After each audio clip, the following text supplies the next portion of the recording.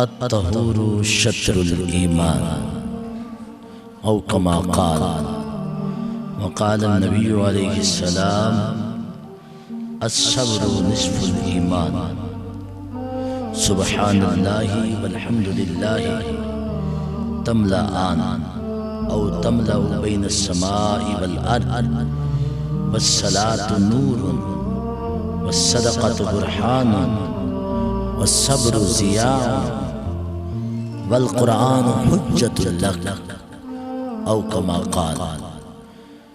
حمد و ثنا کے بعد برادران ذی وقار، اللہ تبارک و تعالی لاکھ لاکھ شکر ہے کہ مجھے اور آپ کو اس جمعۃ المبارک میں چند باتیں سننے، سیکھنے اور سمجھنے کے لیے توفیق بخشی ہے رب کریم نے۔ سرکار دو عالم صلی اللہ علیہ وآلہ وسلم کے اعلان نبوت پر جن خوش نصیب کے نصیبوں میں تھا کہ وہ سرکار کو مانے، وہ حضور کو مانتے گئے، پہچانتے گئے، جانتے گئے اور معرفت الہی حاصل کرتے گئے۔ ان میں سے کچھ حضرات ایسے تھے جو ہر وقت سرکار کی بارگاہ میں رہتے تھے اور کام کیا سرکار سے سننا، سرکار کی باتیں یاد کرنا، سرکار کے چہرے کا دیدار کرنا، اللہ کا ذکر کرنا، حضور علیہ السلام کے جلوے دیکھنا، حضور کی سیرت پر عمل کرنا، بس اسی کام میں اپنے طہارت، من کی پاکیزگی، تزکیہ نفس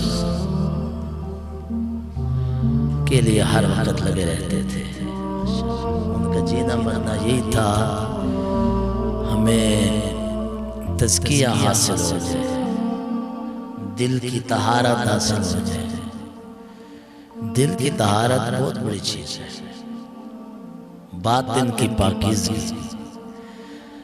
سرکار ظاہری پاکیزگی کے بارے میں فرماتے ہیں الطہور شطر الایمان، فرمایا طہارت ایمان کا حصہ ہے،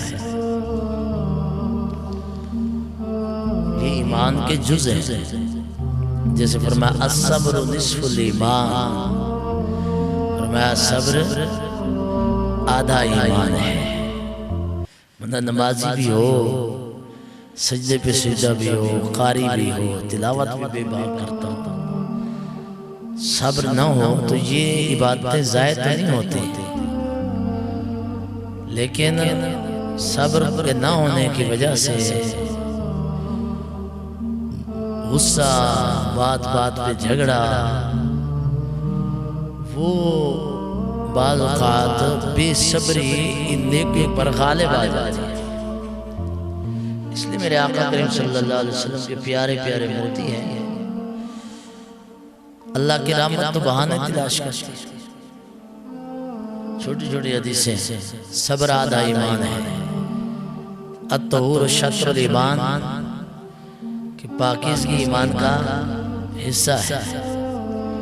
لا ایمان لہ لمن لا امانت لہ، فرمایا جس کے پاس امانت نہیں ہے اس کا ایمان مکمل نہیں ہے۔ لا ایمان لہ لمن لا عہد لہ، جس کے پاس وعدہ کی وفاداری نہیں ہے اس کا بھی ایمان مکمل نہیں ہے۔ لا ایمان لہ لمن لا صلاۃ لہ، فرمایا جس کے پاس نماز جیسا تحفہ نہیں ہے اس کا بھی ایمان مکمل نہیں ہے۔ المسلم من سالم المسلمون من لسانہ و یدہ، مسلمان وہ ہے جس کی زبان سے اور ہاتھ سے دوسرا مسلمان محفوظ رہ سکے۔ یہ سرکار کے وہ فرمودات ہیں جو ہمارے بچوں کو بھی یاد ہونے چاہیے اور ہمیں بھی یاد ہونے چاہیے۔ اور کہیں پہ میرے آقا کریم صلی اللہ علیہ وسلم فرماتے ہیں سبحان اللہ والحمد للہ تملأ المیزان، سبحان اللہ اور الحمدللہ یہ میزان کو قیامت کے دن پر کر دے گا۔ میزان اس طرح بھرا ہوا ہوگا نیکیوں سے پتہ چلے گا شاید بہت بڑے صدقے، خیرات، نیکیاں، دھن دولت سب کچھ ہم نے اللہ کی راہ میں دیا۔ جب پوچھیں گے یہ نیکیاں اتنی جن سے میزان بھر گیا ہے، یہ کس چیز کی نیکیاں ہیں؟ جواب ملے گا یہ سبحان اللہ الحمدللہ کا ذکر ہے۔ وہ جو نبی کے دیوانے تھے ہر وقت نبی پاک کی محفل میں بیٹھ کر یہی تو کرتے رہتے تھے۔ اور ایک جگہ روایت میں ملتا ہے سبحان اللہ والحمدللہ تملآن، کہ سبحان اللہ اور الحمدللہ دونوں میزان کو پر کرتے ہیں۔ اور ایک روایت میں آتا ہے سبحان اللہ والحمدللہ تملأ ما بین السماء والارض، زمین و آسمان کے درمیان فرمایا جتنا بھی فاصلہ ہے سبحان اللہ اور الحمدللہ سے اللہ اتنی نیکیاں دیتا ہے، یہ فاصلہ بھر جائے گا۔ لیکن یہ محسوس کب ہوگا؟ قیامت کے دن۔ آج تو ہمیں بار محسوس ہوتا ہے کہ کیوں اس ذکر میں ہم مصروف ہوں، چلتے پھرتے جس حال میں ہیں، یہ ہے اللہ کی رحمت بہانے تلاش کر رہی ہے، سرکار کی امت کی بخشش۔ ٹھیک ہے جی، میرے آقا علیہ الصلوۃ والسلام نور، فرمایا نماز نور ہے۔ الصلاۃ عماد الدین، نماز دین کا ستون ہے۔ فرمایا الصدقۃ برہان، صدقہ دلیل ہے کس چیز کی؟ جنت میں جانے کی۔ الصدقۃ ترد البلاء، صدقہ مصیبتوں کو ٹال دیتا ہے۔ ایک جگہ فرمایا الصدقۃ نور لک فی الارض والسماء، صدقہ زمین و آسمان میں نور ہے، یہ علماء نے لکھا ہے۔ میرے بھائیو اسی طرح والصبر ضیاء، فرمایا صبر یہ تیرے لیے بہت بڑی روشنی ہے۔ انسان ہے نا قیامت کا مسافر ہے، آخرت کا مسافر ہے۔ مسافر کے پاس سفر جب کرتا ہے تو اندھیرا بھی ہوتا ہے کہ نہیں ہوتا؟ ہوتا ہے، روشنی کا اہتمام۔ فرمایا صبر بہترین روشنی ہے، صبر سے کام لیتے جائیں لیتے جائیں۔ والقرآن حجت لک، اور فرمایا قرآن تیرے لیے حجت ہے۔ کیا ہے؟ حجت ہے، یہ جنت میں جانے کی سیڑھی ہے۔ تو یہ میں نے آپ کو چند باتیں سنائی ہیں سرکار کی، جو کہ آپ کو یاد رکھنے والی ہیں۔